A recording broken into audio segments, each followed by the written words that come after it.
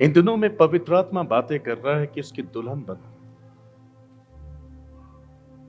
और एक श्रेष्ठ दुल्हन बनो, एक ऐसी दुल्हन जिसके प्रति उसका पति अट्रैक्ट होता है। यदि पति के मन के मुताबिक दुल्हन ना हो तो पति उससे स्नेह और प्रेम नहीं रख पाएगा।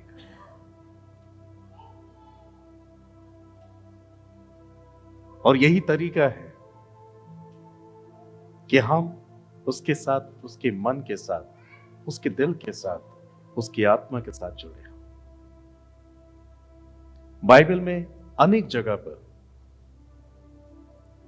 वो अपने साथ अपनी कलीसिया का रिश्ता पति और पत्नी के रूप में दर्शाता है। आप में से जितने लोग मैरिड हैं, यू कैन अंडरस्टैंड दिस, कि कैसे आप अपने वैवाहिक जीवन में जी रहे हैं, एक दूसरे को साथ लेते हुए, एक दूसरे को समझते हुए, एक दूसरे का आदर करते हुए, एक दूसरे की बात को मानते हुए, कई बार अपना इनकार करते हुए, कई बार संघर्ष करते हुए, मगर आप एक साथ हैं। जीवन के हर एक उतार चढ़ाव में आपका साथ रहना ही ये इस बात का साइन है, इस बात का चिन्ह है कि आप एक अच्छे पति पत्नी हैं। And I tell you the truth, कि आप अपने जीवन की आखिरी सांस तक ऐसे ही चलते रहेंगे। यीशु मसीह इसी एक कॉन्सेप्ट को हमारे सामने रखता है, मैं तुम्हारा दूल्हा हूं, तुम मेरी दुल्हन हो। मेरे साथ इसी प्रकार से जुड़े रहो, एक मन, एक चित्त और एक आत्मा में। जब हमारा दूल्हा प्रभु यीशु मसीह आसमान पर आएगा तो दुल्हन जो तैयार होगी, सिद्ध होगी, परफेक्शन में होगी, उठाई जाएगी। और हम उन्हीं दिनों में हैं जहां पर पवित्र आत्मा अपनी दुल्हन, ईश्वर की दुल्हन को सजा रहा है, उसके अंदर से हर एक प्रकार की झुर्रियों को खत्म कर रहा है। ये झुर्रियां हैं पाप की इच्छाएं, पाप की लालसाएं, पाप का मजा। उसको श्रृंगार कर रहा है शुद्धता से, पवित्रता से, ईमानदारी से, आज्ञाकारिता से। जब प्रभु यीशु मसीह आएगा, वो लोगों के अंदर विश्वास और विश्वास के कामों को देखेगा, सजी हुई दुल्हन देखना चाहेगा। And I believe the Lord's power ministry के लोग प्रभु यीशु मसीह के आगमन पर उसे निराश नहीं करेंगे। ज्ञान के आधार पर मसीह के साथ चलना बहुत हानि हो जाएगी। आई बिलीव इन जीसस, ये काफी नहीं है। Christ must be reflect through our life. हे फिलिप्पिस, मैं इतने दिन से तुम्हारे साथ हूं, क्या तुमने मुझे नहीं देखा? जिसने मुझे देखा है उसने पिता को देखा है। इन दिस लास्ट डेज, ये हमारे प्रभु की पुकार है, जो हमें देखे वो क्राइस्ट को देखे। हालेलुया। हमसे मुलाकात करने पर, हमसे किसी की भेंट हो जाने पर उसे यीशु को पाने की तलाश पूरी हो जाए। Christ must be reflect. जब आप विश्वास को कामों सहित दिखाते हैं, पवित्र आत्मा आपके अंदर क्राइस्ट के नेचर को रिवील करता है।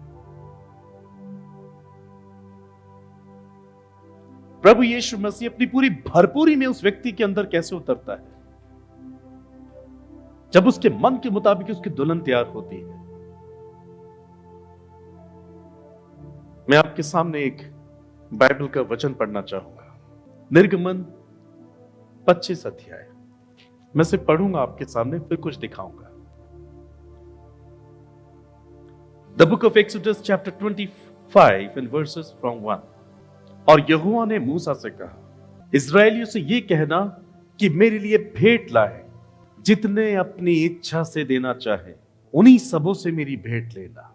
जितने अपनी इच्छा से देना चाहे, बगैर दबाव के, बिना किसी स्ट्रगल के, बट जो अपनी इच्छा से प्रभु के लिए कुछ देना चाहे, सिर्फ उन्हीं से लेना। जो वस्तुएं उनसे भेंट के लिए लेनी है वो ये है, अर्थात सोना, चांदी, पीतल, नीले और बैंगनी और लाल रंग का कपड़ा,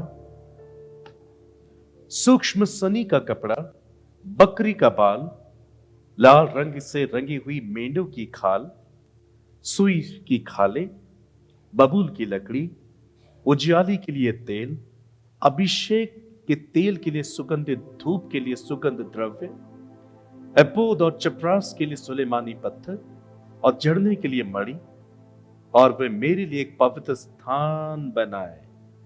वे मेरे लिए एक पवित्र स्थान बनाए कि मैं उनके बीच में निवास करूं।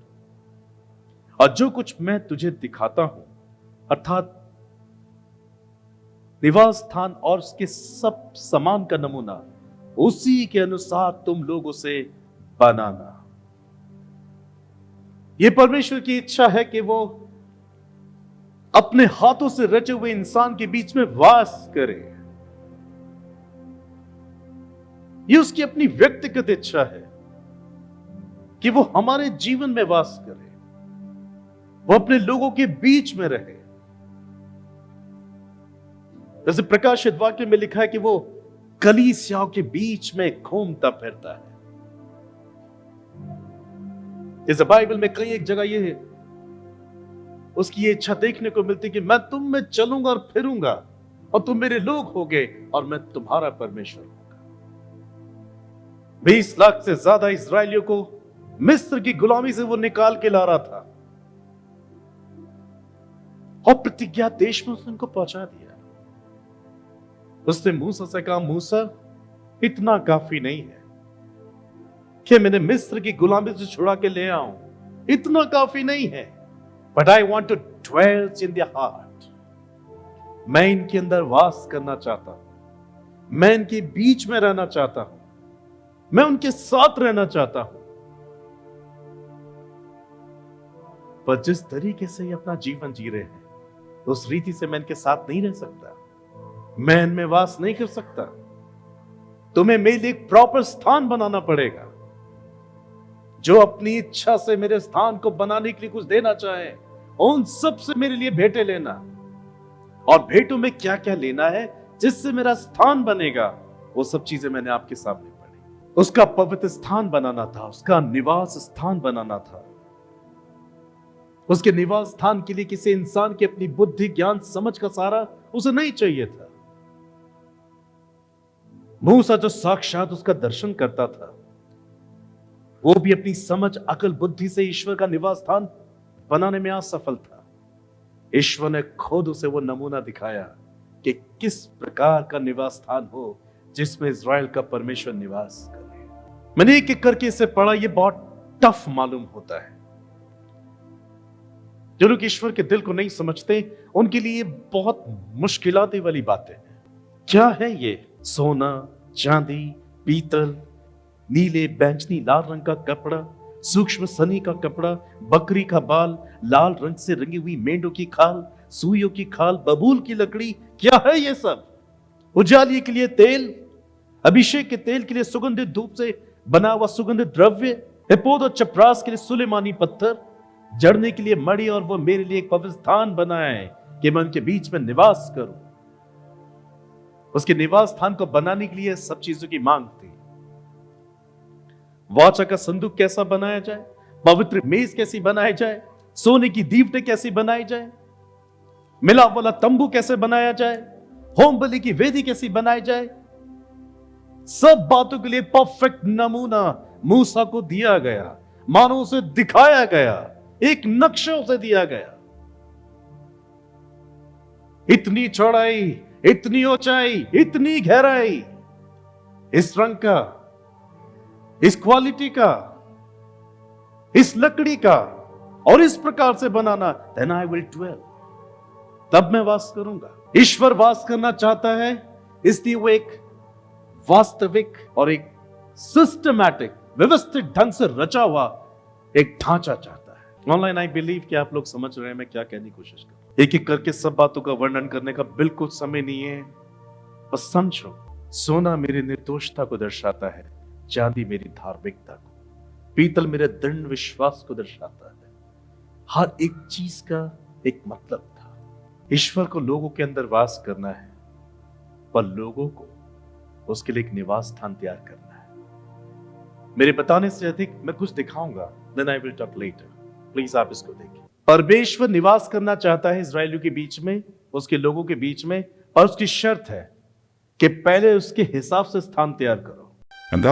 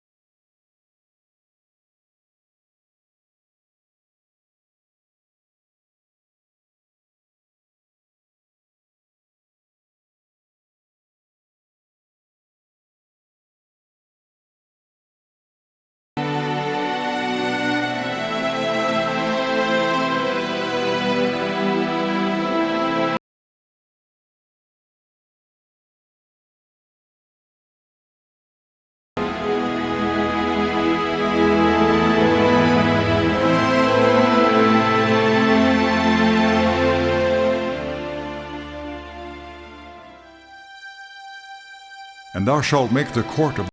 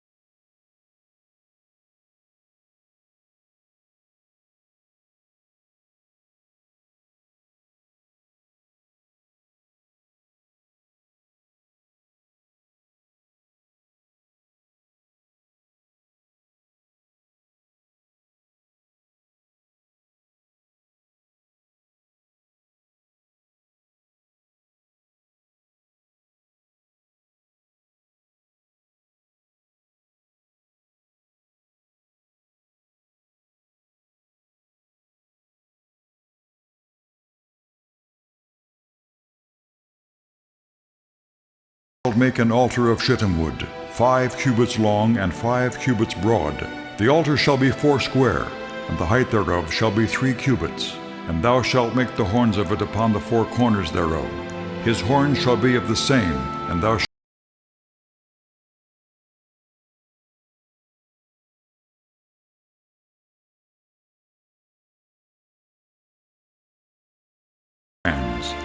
All the vessels thereof thou shalt make of brass, and thou shalt make for it a grate of network of brass, and upon the net shalt thou make 4 brazen rings in the 4 corners thereof.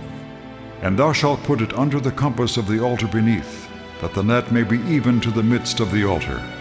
And thou shalt make staves for the altar, staves of shittim wood, and overlay them with brass. And the staves shall be put into the rings, and the staves shall be upon the 2 sides of the altar, to bear it. Hollow with boards shalt thou make it, as there was showed thee in the mount, so shall they make it.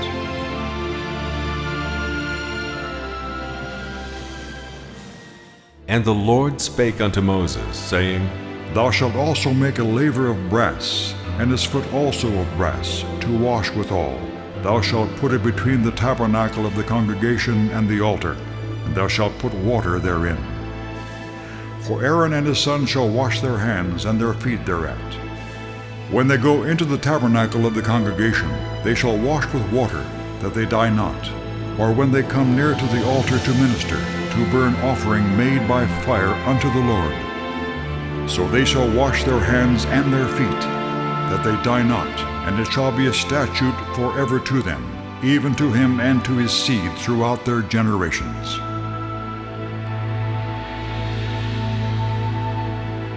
And thou shalt make a candlestick of pure gold. Of beaten work shall the candlestick be made, his shaft and his branches, his bowls, his knops, and his flowers shall be of the same. And 6 branches shall come out of the sides of it, 3 branches of the candlestick out of the one side, and 3 branches of the candlestick out of the other side. 3 bowls made like unto almonds, with a knop and a flower in one branch, and 3 bowls made like almonds in the other branch, with a knop and a flower, so in the 6 branches that come out of the candlestick. And in the candlestick shall be 4 bowls made like unto almonds, with their knops and their flowers. And there shall be a knop under 2 branches of the same, and a knop under 2 branches of the same, and a knop under 2 branches of the same, according to the 6 branches that proceed out of the candlestick. Their knops and their branches shall be of the same. All it shall be one beaten work of pure gold. And thou shalt make the 7 lamps thereof, and they shall light the lamps thereof, that they may give light over against it. And the tongs thereof, and the snuff dishes thereof, shall be of pure gold. Of a talent of pure gold shall he make it with all these vessels. And look that thou make them after their pattern, which was showed thee in the mount.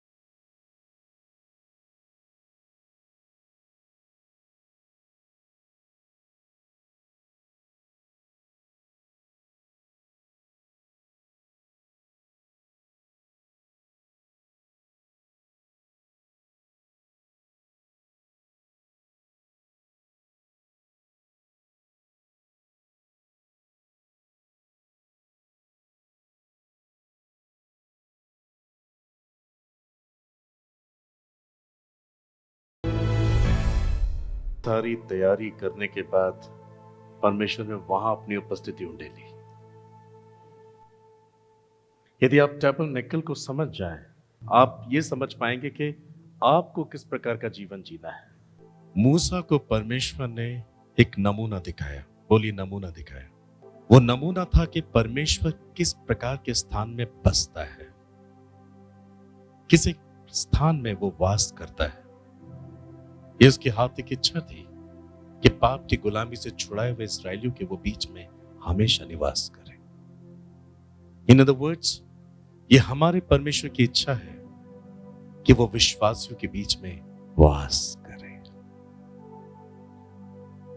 पर वो निवास स्थान कैसा हो जिसमें परमेश्वर वास करेगा। मूसा को परमेश्वर ने ढेर सारी बातों का नमूना दिखाया। जब ये सारे काम तुम मूसा कर दोगे, then I will do it, तब मैं अपनी उपस्थिति को रिवील करूंगा। आज ये तंबू हमारे जीवन से बात कर रहा है। वो परमेश्वर जो इस तंबू के नमूने को देख करके स्वयं इस्राएल के बीच में निवास करता था, यीशु मसीह के क्रूस पे बलिदान होने के बाद उसने ये इच्छा जाहिर की है कि वो एक ऐसे तंबू को चाहता है जिसमें वो सर्वदा वास करे। उस तंबू में वो सर्वदा वास नहीं कर पाया। ये एक एक चीज देखने में कितना बड़ा लगता है, समझने में बड़ा मुश्किल होता है। I tell you the truth, पवित्र आत्मा ने ऑनलाइन इसे कई बार सिखाया, बट ये मेरी हार्दिक इच्छा है कि मैं इसे यहां पर भी करके दिखाऊंगा। पर अभी आज सिर्फ एक इंट्रोडक्शन सीखो। मात्र आपके विश्वास करने से परमेश्वर अपनी उपस्थिति आपके अंदर नहीं उंडेल देगा। एक वो विश्वासी होता है जिसके पास ज्ञान के आधार पर विश्वास है, पर एक वो विश्वासी होता है जिसके अंदर परमेश्वर ही निवास करता है। आप किस श्रेणी के विश्वासी में आते हैं? ज्ञान के आधार वाले विश्वासी या ईश्वर आपके अंदर निवास करता है? ये उनकी इच्छा है कि वो हमारे बीच में निवास करे, पर हमें हमारे जीवन को इस एक प्रकार से उसका निवास स्थान बनाने के लिए परिश्रम करना पड़ेगा जिससे कि परमेश्वर वास करे। हर एक चीज का एक मतलब है, एक रीजन है। परमेश्वर ऐसे ही वास नहीं कर जाता। My brother, my sister, our Lord is going to come. प्रभु बहुत जल्दी आ रहा है। बहुत सोच समझ के बोला प्रभु ने, बुलाए हुए तो बहुत हैं परंतु चुने हुए कोई यहां तक पहुंचेगा ही नहीं। बहुत से लोग यहां तक नहीं पहुंचेंगे। क्यों नहीं पहुंचेंगे? उनको ईश्वर इतनी भरपूरी में नहीं चाहिए। उन्हें यीशु चाहिए कि वह उनकी फिजिकल आवश्यकताओं को पूरा करने वाला प्रभु बने। जब वो घटी से होकर जाएं, वो ईश्वर को पुकारें और वो अपने स्वर्गीय धन के भंडार से उनकी हर एक भौतिक आवश्यकताएं पूरी करते हैं। They need Jesus. Yes, of course, they need Christ. उन्हें यीशु की आवश्यकता है कि संसार की कोई भी आफत उनके जीवन को तबाह ना कर दे। So need the protection of Jesus. संसार में कंफर्ट जीवन जीने के लिए अनेक लोगों को आज यीशु मसीह की आवश्यकता है। But here is the question, एक सवाल ये है, क्या परमेश्वर कंफर्ट में है?